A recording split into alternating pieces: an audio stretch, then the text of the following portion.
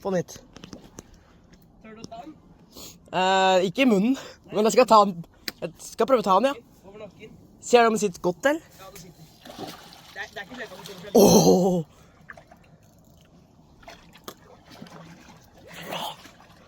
Den der er hakket større enn min. Det er ikke mye, men det er litt.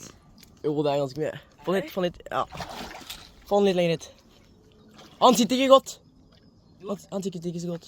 Jeg tror hele tiden. Nei, ikke noe. Ha på sløring, ha på sløring. Det er bare at den er så liten, sikkert. Du ser hele trebbelkroken er inni den. Ja. Men han satt liksom under munnen. Få den hit.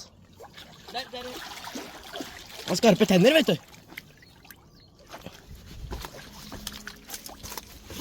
Ta på sløring. Jeg kommer der. Ja da! Ja!